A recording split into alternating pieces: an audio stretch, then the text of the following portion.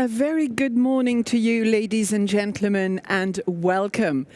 Welcome to day 2 of our European Development Days conference. It's a pleasure to have you here with us. I know there are still people coming in slowly because it's relatively early morning, so we will give everybody a little bit of time to trickle in while I give you a few general introductory remarks and before we kick off with our first panel. I hope you're all ready to continue the very fruitful discussions that were started yesterday, particularly in this special event stream. Here we discuss the perspective of the global gateway from the regions. And we looked at various parts of the world, which we are going to continue doing today. Some of the challenges were discussed, of course, but the nice thing is solutions were put forward, proposals were made, and most of all, the dialogue was opened. And discussions can now continue and build upon the exchanges of yesterday. Yesterday's red thread, at least to me in this room, were togetherness and partnerships. These are the words that I heard repeatedly being mentioned by all the speakers from all the regions that we heard yesterday. And I believe that is a very good reflection of the Global Gateway, of its aims, and also of the Team Europe initiatives. So we will continue building on that, and we'll continue along the same path today. We'll continue to exchange, and to share even more than we did yesterday. We will also have a couple of special moments today. At lunchtime, we have foreseen a lunchtime concert by a Ukrainian band called Oleg Skripa. They will be joining us here live, so you can stay in the studio and listen to them, or you can walk around. You will hear them anyway, I'm sure. And we have another concert later on this afternoon by Enfali Kuyate, who will also liven up the room and bring it a very nice note closer to the closing ceremony. So some entertainment as well, not all serious talk and exchanges. Before we dive into the more serious parts, please allow me a couple of housekeeping points or housekeeping reminders. We do have a silent conference. For those of you who were not here yesterday, that means that you have to have your headphones on all the time if you want to hear what the speakers say, and you will then choose the language that you prefer. We have interpretation in English and in French. For the very first session this morning, our speakers are also have the possibility of speaking Portuguese, and we will have interpretation into French and English from Portuguese. So you can choose the language in which you feel most comfortable. We do have Wi-Fi in the room. It is a public Wi-Fi, EDD public. There's no password. So feel free to connect.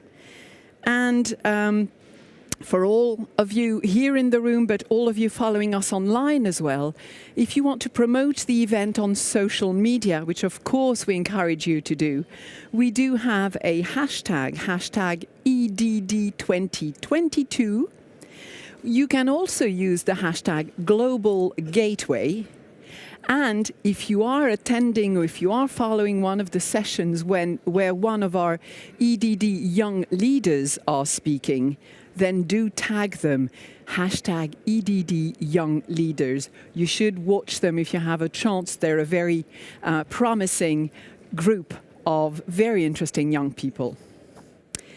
Now, ladies and gentlemen, let's open the proceedings of day 2.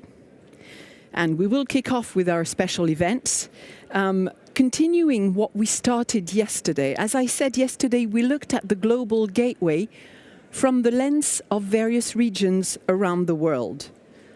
The gateway is put into action in these various parts, and we will see in this first session how the Indo-Pacific region is directly benefiting from the Global Gateway. But we will also go throughout the day to Latin America and the Caribbean, and we will also discuss the investment, the economic investment plans, which are related to the EU's neighboring regions.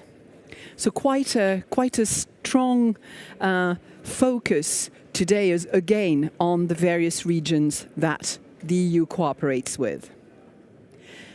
The Global Gateway offers cooperation opportunities, and the specific EU strategy for the Indo-Pacific region is put into action in a dynamic geopolitical context, but which, of course, like in many other parts of the world, can be challenging. And working together is definitely part of the solution. As we speak today, it is day 119 of the conflict, of the Russian invasion of Ukraine. It has changed the geopolitical situation, and it has enhanced a lot of the pressures and vulnerabilities around the world, including in the Indo-Pacific region. With the Global Gateway, we aim to make a difference by implementing, among others, the EU strategy for cooperation in the Indo-Pacific, which was published last September, and we will hear more about that in this particular discussion. So to open this discussion, I would like to invite our panelists on stage, and it's my great pleasure and honor to welcome Dr. Shamsul Alam, who's a state minister, the Ministry of Planning, in the government of Bangladesh. Good morning, sir, if you'd like to join me on stage. Mr. Shanana Gujmao, Chief Negotiator, Council for the Final Delimitation of Maritime Boundaries from the Democratic Republic of Timor-Leste. Good morning, sir. Please join me on stage. Mr. Peter Gandalovic, Director of the Department for Development and Cooperation and Humanitarian Assistance. Good morning, sir. At the Czech Ministry for Foreign Affairs, and of course, this is also in the context of the Czech Republic taking over the presidency of the Council of the EU next week, actually. And it's a pleasure also to welcome Mr. Bruno Massange, former Portuguese minister and commentator, and Mr. Jean-Louis Ville, Director for Middle East, Asia and Pacific at the Directorate General for International Partnerships of the European Commission. Gentlemen, good morning and a very warm welcome.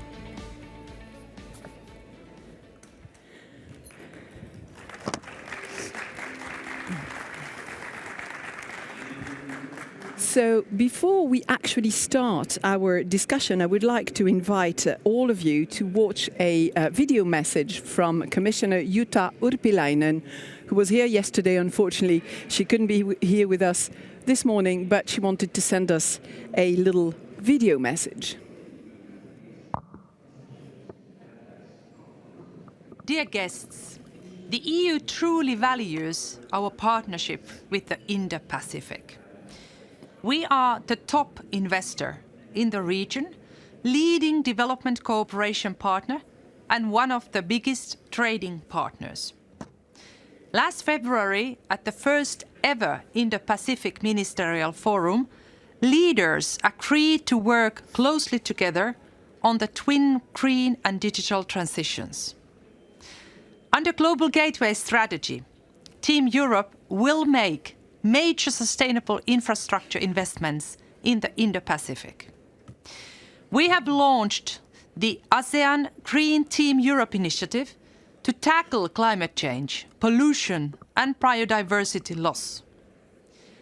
In the Pacific, the Green Blue Alliance Team Europe initiative promotes climate action, resilience and sustainable management of natural capital. This is the kind of transformational approach that we need to ensure a low-carbon future by 2050. Looking forward, we will soon launch a Team Europe initiative to promote sustainable connectivity between the EU and ASEAN. We will work in the fields of transport, energy, and digital technology. Bringing people from both regions together by increasing mobility and exchange opportunities will play an important role. Dear colleagues, the European Development Days are all about partnerships. It brings key actors from diverse backgrounds together to come up with solutions that we could never think of alone. Our common ambition to enhance EU Indo-Pacific strategic engagement is clear. Your experience and insights will help us get there. Thank you very much, Commissioner Urpilainen, for opening this session and helping us set the scene. And I would like now to turn to our speakers. And I'd like to know why, and I'm addressing the three gentlemen from non-EU countries in particular, why do you think, or how do you think the EU should increase its engagement in the Indo-Pacific region? And maybe I will start with you, Dr. Alam.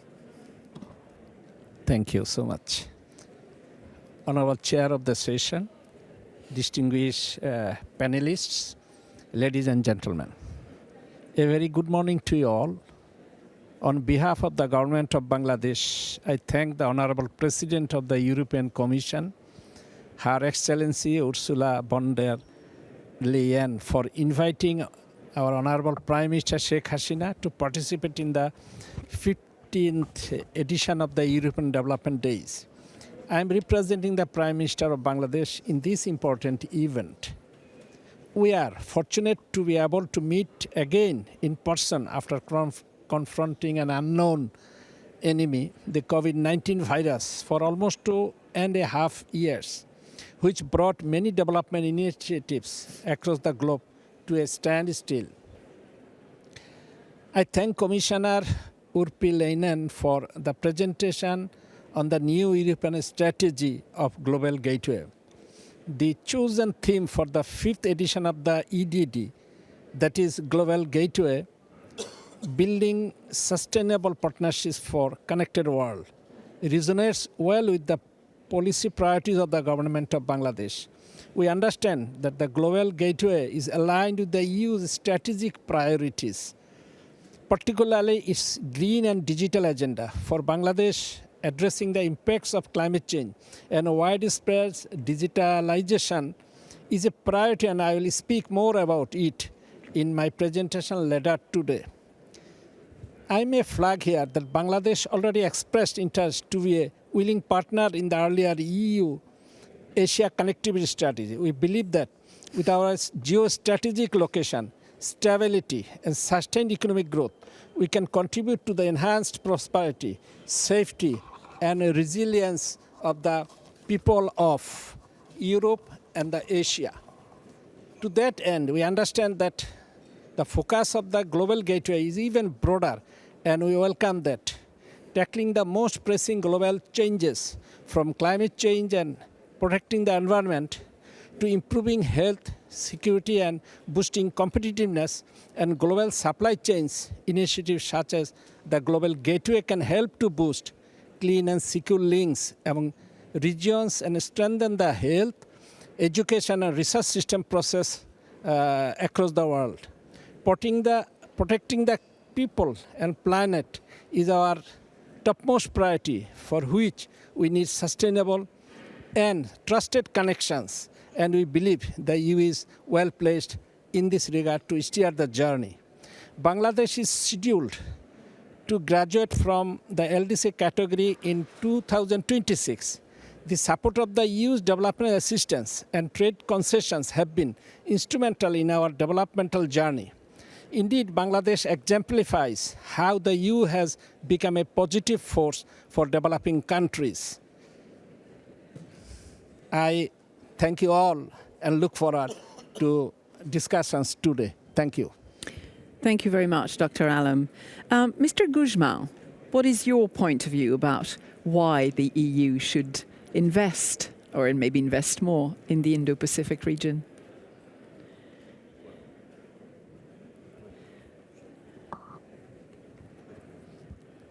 It's on, don't worry. Yes. Excellencies, ladies and gentlemen, I want to start by thanking the European Commission for the privilege of taking part in this special event. The European Development Days allow us to discuss how the European Global Gateway strategy can achieve real change in the Indo-Pacific. It was interesting and insightful to hear from the Minister for Planning on the perspective of Bangladesh, a fellow country of the Indo-Pacific. While Bangladesh is a South Asian country with a huge population, Timor-Leste is a small country at the crossroads between Asia and the Pacific.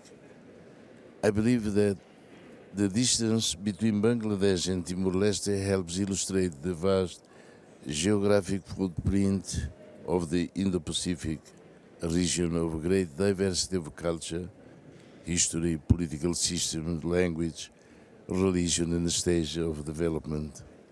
The Indo-Pacific is, of course, emerging as the dominant economic and geostrategic region of the world. However, with this transformation comes growing tensions and emerging challenges. While these tensions bring with them increasing international attention to the developing countries of the Indo-Pacific, we want this focus to be on positive cooperation rather than on negative geostrategic competition. We believe that the positive engagement of the European Union can be of great benefit to the Indo-Pacific and can help address regional challenges, including in infrastructure, energy, health, and education. In Timor-Leste, where we already have such a strong connection to Portugal and an untouched environment with the most biodiverse tropical reefs in the world, we believe that the global gateways focus on blue and green development provides great opportunities for increased engagement and partnership. Thanks again to the European Commission, and I look forward to our discussions on the global gateway of the Indo and the Indo-Pacific region. Thank you. Thank you, Mr. Guzmão. Mr. Massage. Thank you. Well, first of all, it's a great pleasure to be here. I've written books on the Belt and Road Initiative. I've written books on Eurasian connectivity, and it's really a pleasure to see the EU now leading these debates, finally, in a way.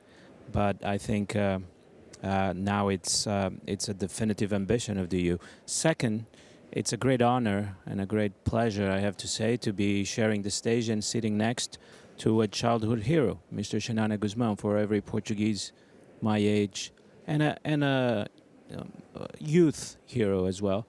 But of course, growing up, his name was on all our thoughts and all our hearts, and it's really touching for me to be here today next to him, I have to say this. Now, the Indo-Pacific, why is the Indo-Pacific important?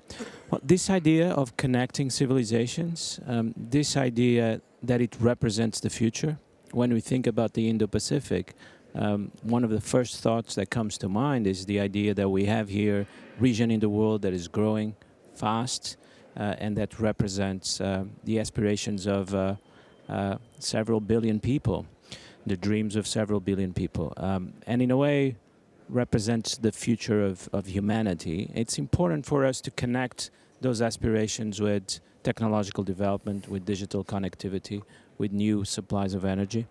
I am not sure that Europe is outside the Indo-Pacific. This is a discussion for writers and authors. I think we are at one end of the Indo-Pacific. The Indo-Pacific goes from Suez maybe to Tokyo. On the Americans think it goes all the way to California. But it certainly goes all the way to the Mediterranean. So we are at one end of the Indo-Pacific and want to participate in that. And finally, I think we realized, because of COVID and because of the Ukraine war, first of all, that we are all connected. COVID, we were together for good and for bad, for the recovery, but also for the hardship during COVID. And no one was excluded. No one could say we are not part of this tragedy. And then the Ukraine war, I think for a while at the beginning, some people thought this only concerns the Europeans. It's a regional war in Europe. But that idea has already been refuted by the facts. We have energy crisis that is a planetary energy crisis, and it is affecting the Indo-Pacific particularly hard. We see crises developing in Sri Lanka, in Pakistan. And of course, a food crisis that the European Union is struggling hard to address and to resolve with its partners in the Indo-Pacific in particular. And I saw in the program that this is a big topic yesterday and today. And I just want to reinforce that idea and the commitment that as Europeans we have to solve what will soon become a very serious global problem. Thank you very much. Thank you. Mr. Gandalovic, so why should the EU increase its engagement in the region? Well, thank you, first of all, for including me into this distinguished panel. I must admit I'm humbled. And of course, I appreciate that you have invited me as a representative of the next presidency country. So I will be talking on behalf of my own country and something on behalf of the upcoming presidency.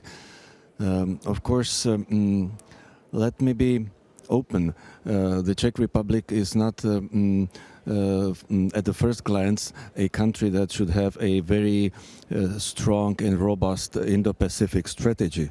As a landlocked country in the Central Europe of 10 million people, it's the size of an average city in the region. But we do have long tradition of trade.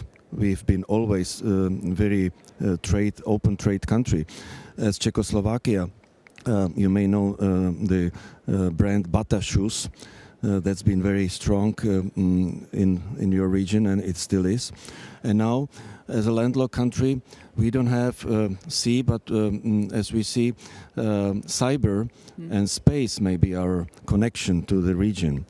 And so you may not know that in Prague we have the site of the European Galileo Agency, that's space. But also we are very strong in cybersecurity. Maybe you know the antivirus company Avast, that product everybody uses, that originates in the Czech Republic. And this is how we want to connect with your region. And this is why we have our own Indo-Pacific strategy, and this is why we have actually made Indo-Pacific as one of our priorities for our presidency. And this is why we strongly support Europe having its strong Indo-Pacific strategy and strong global gateway program. As presidency, we will be organizing many events. One of them has already taken place in Prague. More than 150 participants gathered, discussing especially the strategy at its all levels, from security down to trade and development cooperation. As director of the Development Cooperation Department, I must say that I'm proud that we also have our priorities that are connected with your region, because this is what we see as a great theme, adaptation for the climate change. And we will be discussing as development ministers, as development representatives, the disaster risk reduction strategies that so much affect countries like yours, and of course it affects our country as well. So in this, it's clear that we are in this together, and this is why European Union under our presidency should be very much focused on Indo-Pacific. Thank you. Thank you very much, Mr. Gandalovic.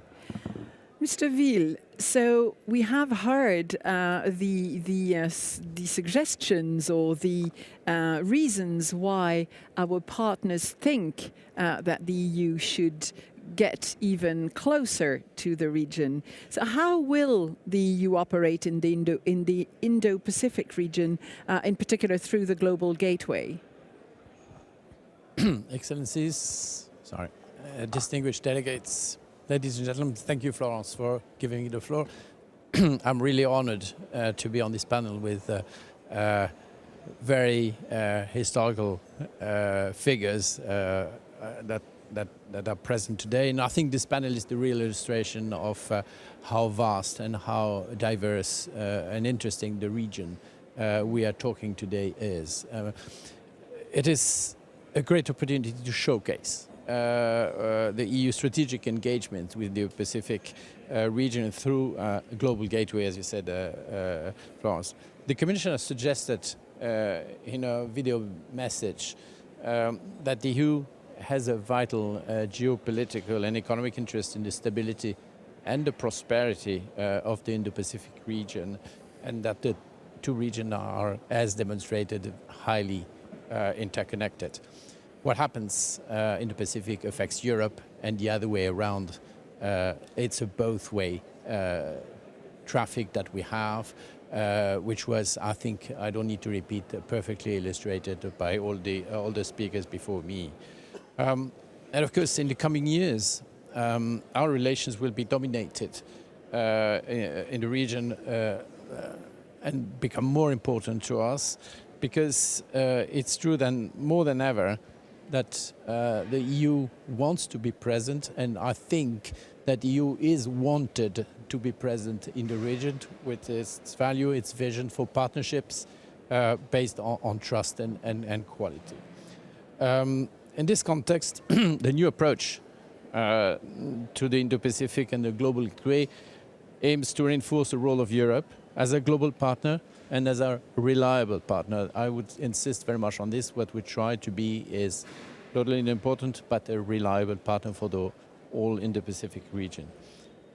Our ambition is to become a real and strong alternative for our partners, so to prevent that they have to make binary choices.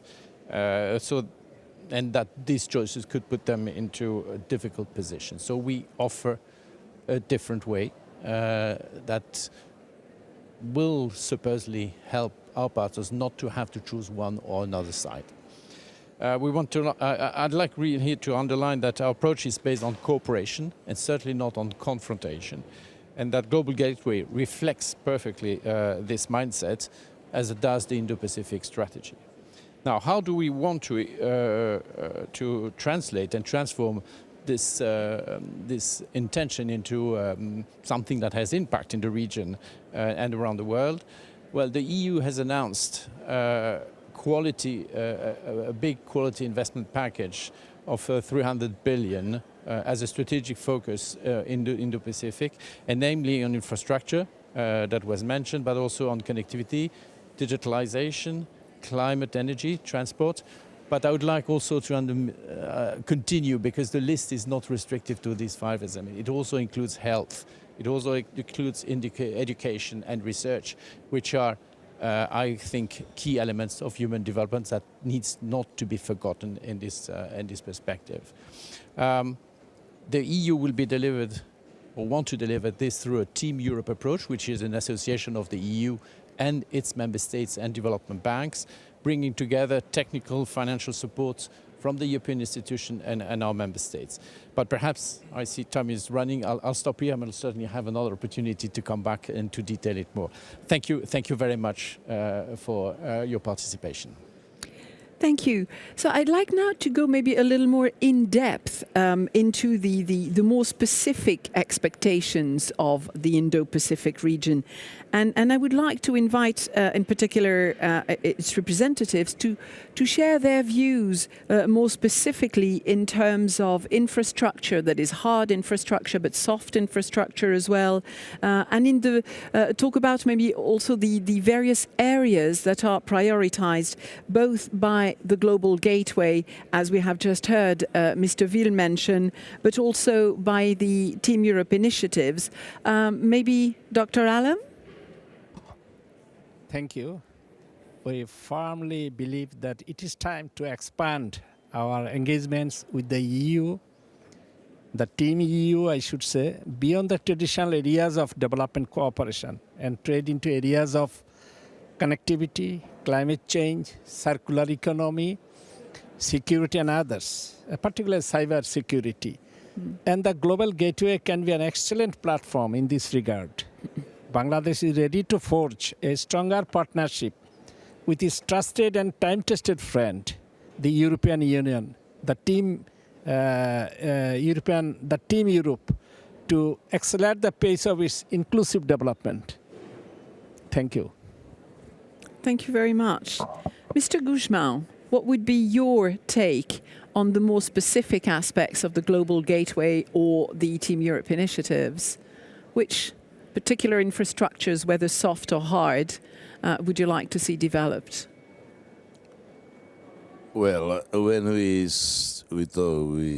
talk about infrastructure, it is something that we have to look more in the how people can have good access to everything. I have to say that I was chair of UNESCAP, United Nations Commission, Social and Economic Commission for Asia and Pacific, and here we are talking Indo-Pacific, because Indo-Pacific is not small space. It's big, big, big, very big. And I have to say, it was very, very sad to me as a chair to see the disappointment of the poor countries like Bhutan, like Nepal, Laos, and the Pacific Islands asking some help in infrastructure, roads, ports, airports, telecommunications, water, clean water. But I have to say, nothing. That is why when I admire and I appreciate very much the gateway, but it's too big for me. We have to be honest. I'm not here just to say, oh yes, okay, very good, but it is too big. Of course, it is from my experience as chair of UNESCAP from 1 year, very difficult. And when you say Indo-Pacific, you are putting there Singapore, Thailand, Malaysia, and other small countries, very poor countries. But remember the Pacific Islands, the transportation, the infrastructure that in Bhutan they ask is so different of infrastructure in Pacific Islands. That is why we appreciate very much this initiative, but what we would like to see is to make sure that the Pacific Islands have a plan, because they are islands, and in them, like Bhutan, Nepal, they are in a different way of Laos, Cambodia, because it is difficult to imagine Indo-Pacific infrastructure and everything. Look, when you talk about the infrastructure in, how to say, the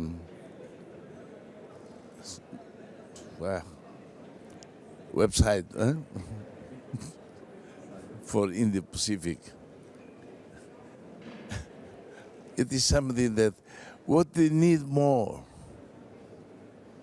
in the small island, what do they need more? Yes, here we can go to agriculture, we go to the fishery, we go to many. That in the Indo-Pacific, some countries, they can produce everything. I am a small island also, Timor-Leste, half an island. But I went to Pacific Islands.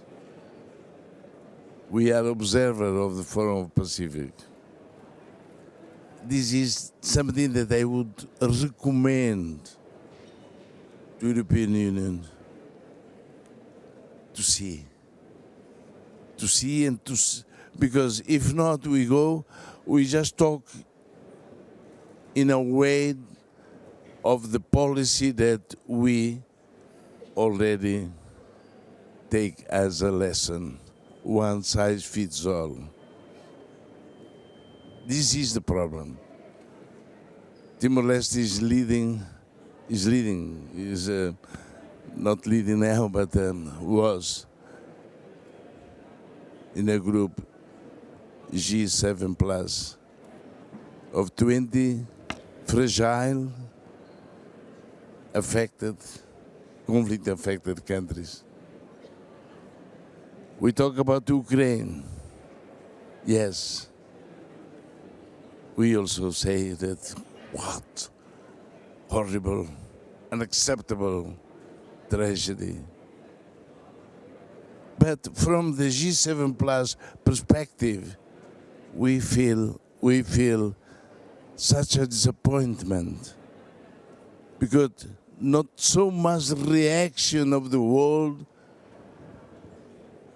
towards Yemen needs, suffering, women and children killed by bombardments. Product of what? Product of trillions of dollars of weapons sold by United States. We feel that's why it is so wonderful to see the vision, the plan, a new horizon. But please, take the Indo-Pacific in a different perspective. In the perspective of Asia and in the perspective of Pacific. I'm talking about the Pacific Islands because of this. Because they need so much. And the infrastructure there is more port, airport, to link them with the world. When we talk about agriculture, they produce 1 kilo, while in other places, tons and tons of. That is why we appreciate this initiative. This initiative gives us a hope, but please go and see what each region or sub-region needs, and you can help there in a better way. Thank you. Thank you, Mr. Guzmão. Mr. Massange, from your point of view, in terms of soft or hard infrastructure, the more specific support that can be brought by the EU? Yes, let me address that. Let me start by going back to some of the points Xanana Guzmão made. I think the way I heard him is speaking about fragility and vulnerability. And these are very important ideas. These days we only talk about power and control and competition and confrontation. But these words about fragility and vulnerability, we need to hear more about them. But I think the European Union and the European Commission come to this project with the same ideas. And we're also fragile and vulnerable. We're also dependent on the Indo-Pacific. Majority of our trade goes through the Indo-Pacific. Energy for Europe goes through the Indo-Pacific. So we're not outside this... Sorry. When you say Indo-Pacific, the small island of Tonga, Solomon Island, they say sorry. But we can help. Yes, we can help those problems, and I think that Asia maybe better. Okay. We still have to try to understand exactly what Indo-Pacific means, but it is a powerful idea and brings us all together in this meeting. Now, two thoughts about what it could mean. First of all, used to say that in the Roman Empire, all roads lead to Rome, right? And the European Union is not like the Roman Empire at all. In the European Union, all roads lead everywhere. If you look at the infrastructure projects inside the EU, that is the concept. That is a spider web connecting everything to everything. And I think that's one idea we have to take to the global gateway. This is not about controlling the choke points. This is about eliminating choke points. Choke points only exist because the infrastructure is not developed enough to connect every point to every other point. So it's a different vision from others that we have heard in the past. And only that can create resilience because choke points are very vulnerable. And the second idea that I see, and I also hear it from the Commission, is an idea of balanced growth. And I think Xanana Guzmão also talked about this. We know that this region, Asia, Middle East, South Asia, Indo-Pacific brings regions together. That's why I like the concept. And if you start talking about South Asia, East Asia, Middle East, we're breaking things apart. But this region we know is going to grow very fast and is going to be a pole of technological development. But where there is a lot of uncertainty that Xanana Guzmão talked about, is this growth going to be balanced? Are some countries like Pacific Islands going to be left behind in the climate change tragedy? Is there going to be vast inequality because of the fast growth? Can we do something about the vast inequality? To make sure that growth is not only fast but balanced is, I hope, a contribution that the European Union can make. Whatever the European Union does, the Indo-Pacific is going to be the center of the world.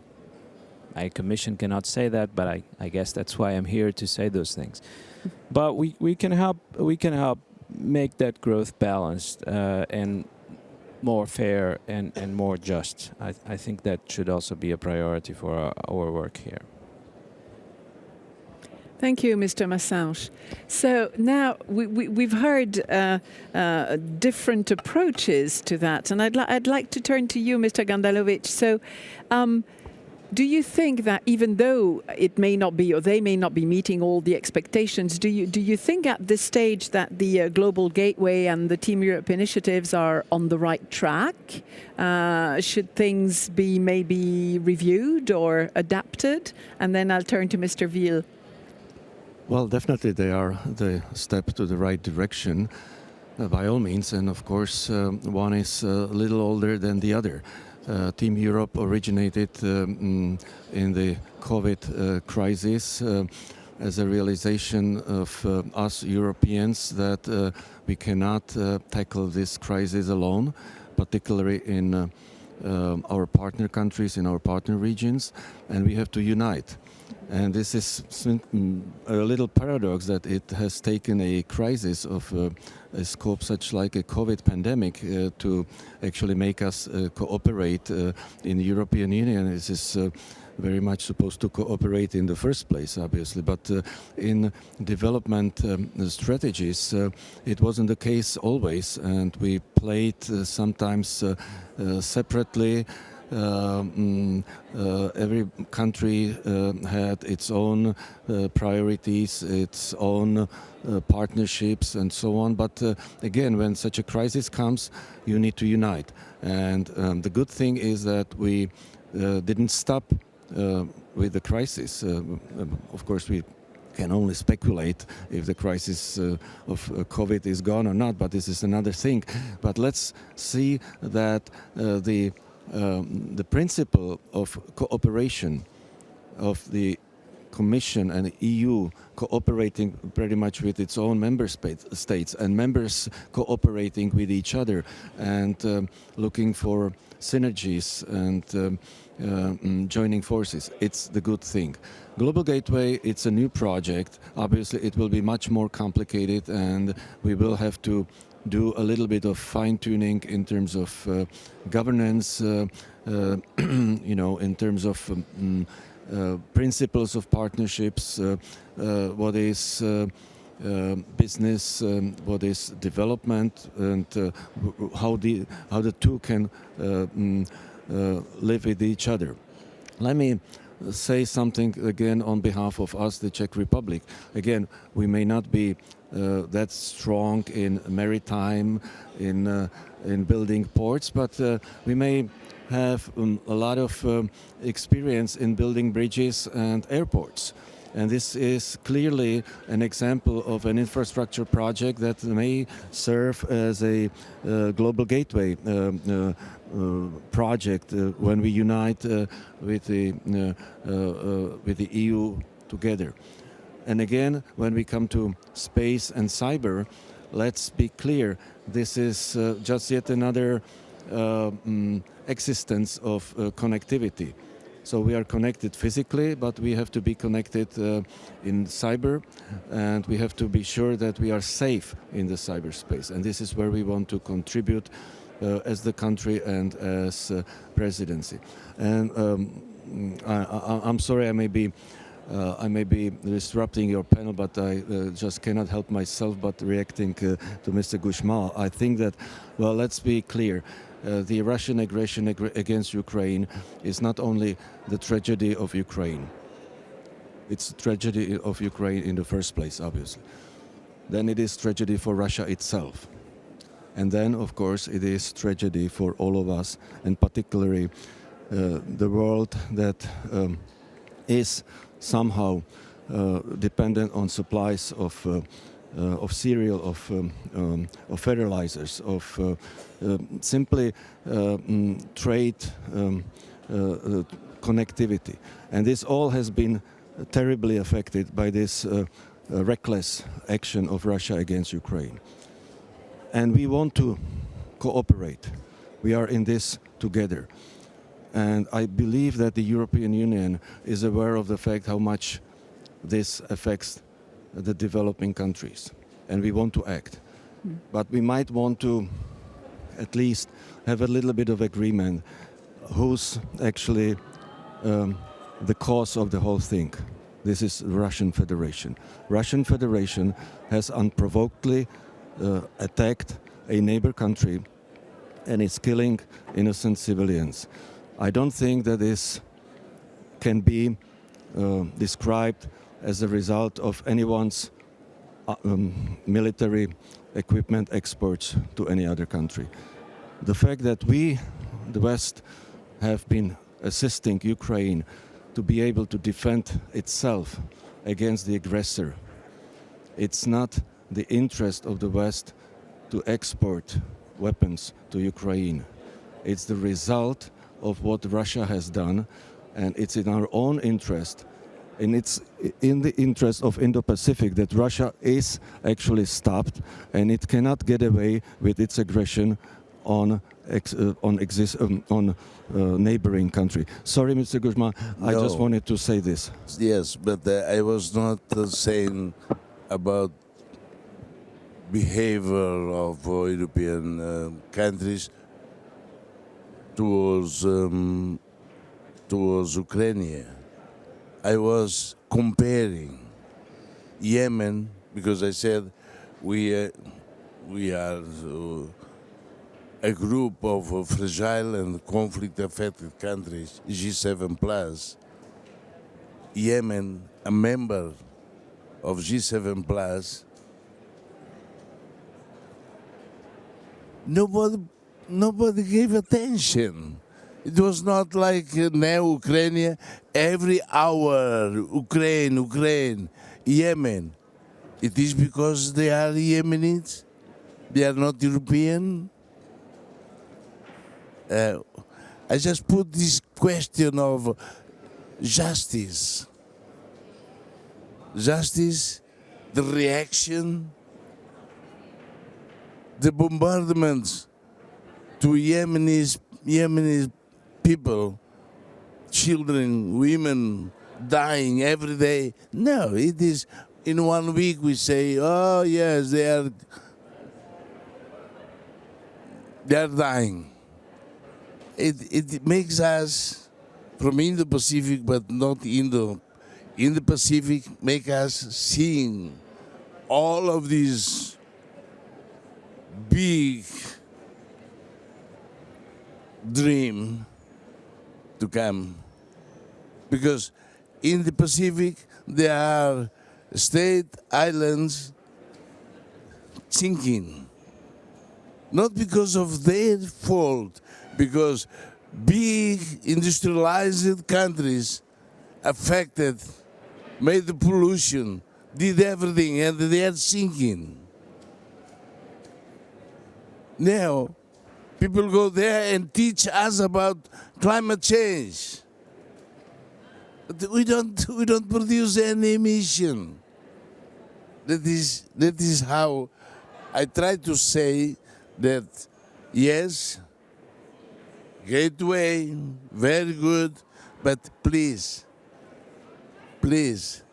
don't use the one size fits all teaching and teaching and teaching, because we are tired of this. I just said that I was chair of UNESCO 1 year and asking for money, a little money for infrastructure, nothing. Now, Indo-Pacific, a big region, I believe if big countries with some resources ask you to help, you will help immediately, while the Pacific countries, the small islands, will live in. I didn't compare, I only compared the how the world look at Ukraine. We don't accept, of course, we don't accept the invasion. Timor-Leste was invaded also for 24 years. 24 years, and the Indonesian soldiers, they received all the help from the Western countries to kill us, but we defeated. The problem is just what? Ukraine, but there in Yemen, yes, it is okay. People are dying, but they have no value, like. I'm not saying that Ukraine or Russia, no, we condemn. We condemn the invasion, because Timor-Leste was also violated for 24 years without receiving any kind of help.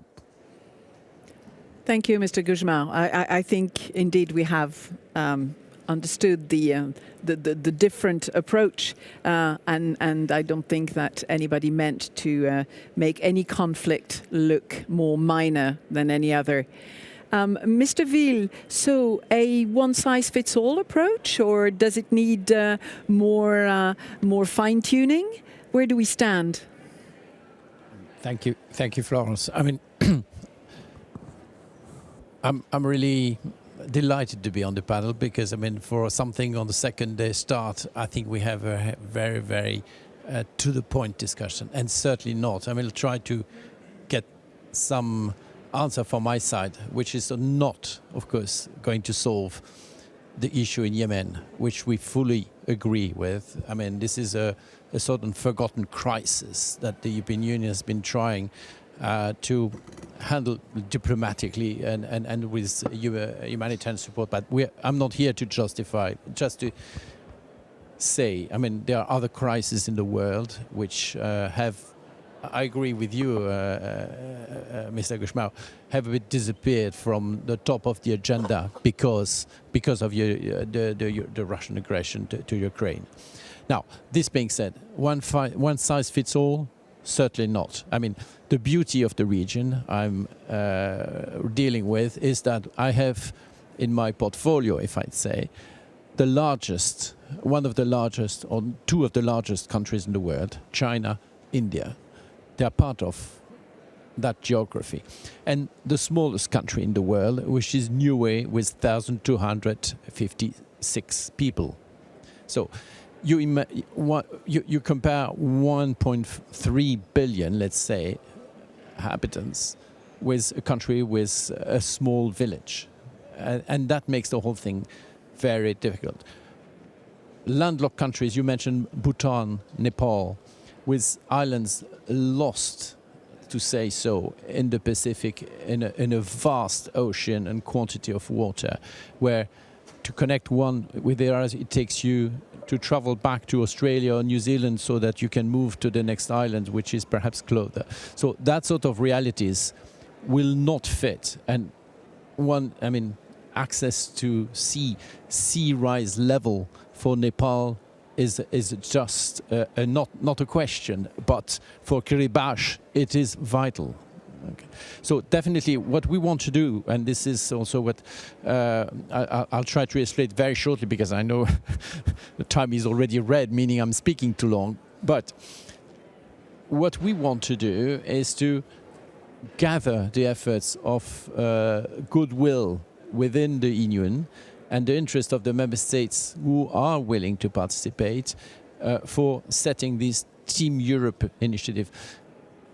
This is an example, a test we've made, it was the answer we provided through COVID, right? And the mechanism we put in place sounded to be the right one to do further cooperation and to continue. This is why we have built up on this and built on the experience to say, let's use that model for our future cooperation with the region. And of course, what we'll do in the ASEAN or what we'll do in Bangladesh will be different from what we will do in the Pacific, because the issue is different. The Pacific has a strategy which is called a Blue Pacific.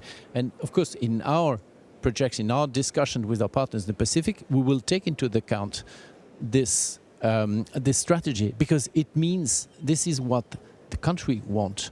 This is not us telling this the sea level is rising. Of course they know it. They have it every day as an evidence. So I don't need to come there to say you have a problem. Of course they know. They were the one who raising the problem years ago in the COP. So clearly, issues in the Pacific we will address. Climate consequences of climate change, not climate change. The countries in the Pacific don't make any emission or very little emission, so it's not a problem of reducing greenhouse gas emission in Kiribati or in Tonga. It's a problem. What are the consequences of these emissions worldwide for the country? So resilience, connectivity, transport, perhaps infrastructure, as you said, certainly. Bhutan and Nepal have different issues. Bangladesh has different issues as well, although Bangladesh is also affected very much by sea level rises and natural disasters that are coming forcefully on the country because of climate change. So these are things. Now, one word which I find very interesting in Mr. Marrakesh intervention is inequality. We definitely need to keep a balance. Not that we will solve inequalities, but we have definitely to continue the fight against inequalities, because access to education, access to health is a fundamental, in our view, is a fundamental issue and right for the people, whatever place, wherever they live. Meaning the purpose of what we do is ultimately to support people and to help them to develop, meaning addressing Singapore differently from Tonga or from Nepal or from Bangladesh. Voilà. So TEI, we have perhaps two, in 2 words, 2 for ASEAN, one on connectivity, very much on digital and transport. The other one on green, because Southeast Asia, ASEAN, is an area where gas emissions is still an issue, where energy is still produced coming from coal, and we need to find a way to ensure transition to a cleaner energy system. So we will work on this with the ASEAN. In the Pacific, as I said, we'll have a specific action more related to the resilience, to the development, the economic development, and to the connectivity of the region. I'm sorry, Florence, I was very long, but then we're so passionate on this that I thank you very much for your challenge. Thank you. Well, that's always what makes a debate more passionate as well, is that there's a good exchange. So we love that, and I'm sure the audience does as well. So, gentlemen, I'm now going to turn to you to ask you in no more than 3 words, and I do mean no more than 3 words, your key message, either out of the debate or out of the ideas that have been exchanged, or a message of, I don't know, is it a message of hope or a message of warning, but 3 words, no more. So maybe Dr. Allen? Thank you. If I say 3 words, cooperation, cooperation, and cooperation between the EU and the Indo-Pacific. Thank you very much. Thank you. Mr. Guzmão.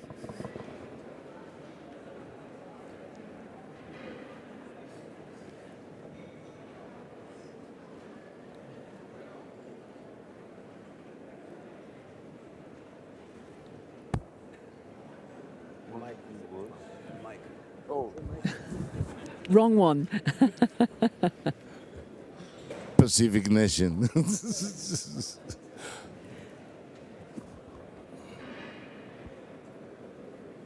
Openness,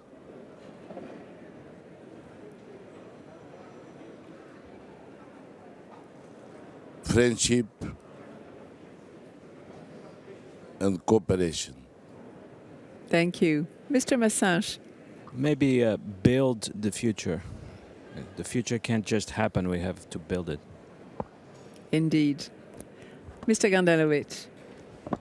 Well, they obeyed, and they really said 3 words. I will probably say like 6 or 10. Whoa. Sorry, guys.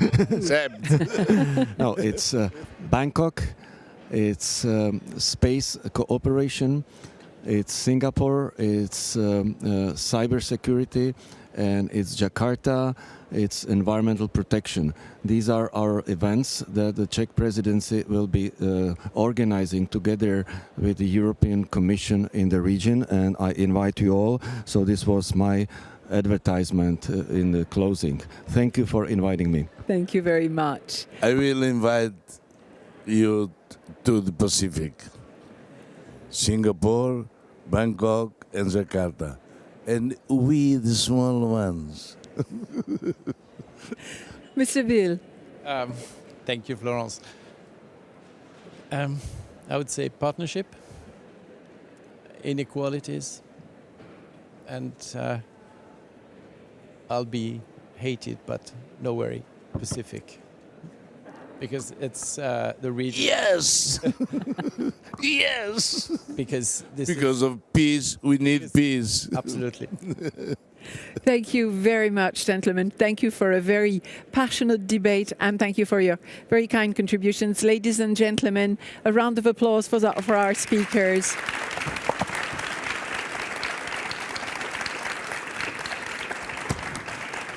And we will take now a coffee break for half an hour. We are back here at 11:15 for our next discussion. Thank you very much.